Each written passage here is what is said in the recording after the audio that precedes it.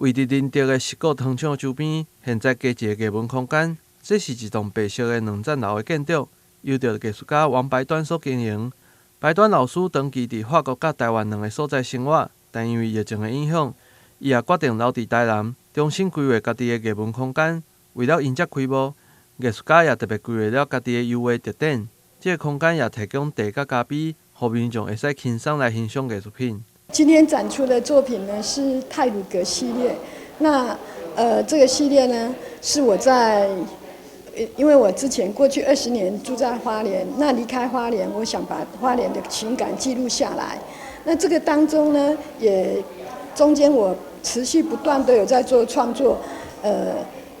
那个生命的系列，到现在那个女性的伟大，所以那个我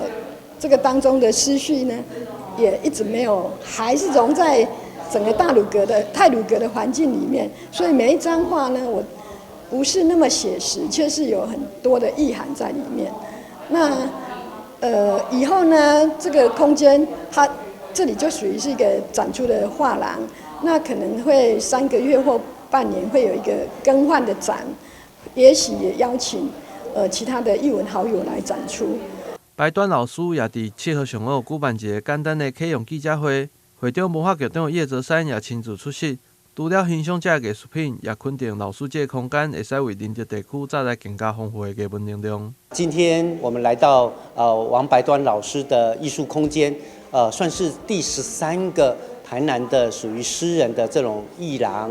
美术空间，而且这一个空间坐落的地点刚好就在奇美博物馆及石鼓文化园区的这一个园区当中，那是属于过去的仁德糖厂。那在整个山丘上，其实在整个生态环境当中，有一栋白色的房子，其实就好像是童话中的故事当中有一栋非常漂亮的这样子的一个小的美术馆。那王白端老师在这个地方重新去把它做整理，将他的艺术作品那放在这一个小的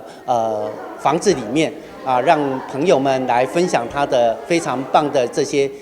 艺术作品。这个空间除了会使啉咖啡甲欣赏艺术品以外，白端老师也将会规划1对1的画图课程，希望予有兴趣学习画图的民众会使有向大师学习的机会。如果来到基美博物馆附近的民众，嘛千万莫错过这个特别的白端艺文空间。但新闻郭博义采访报道。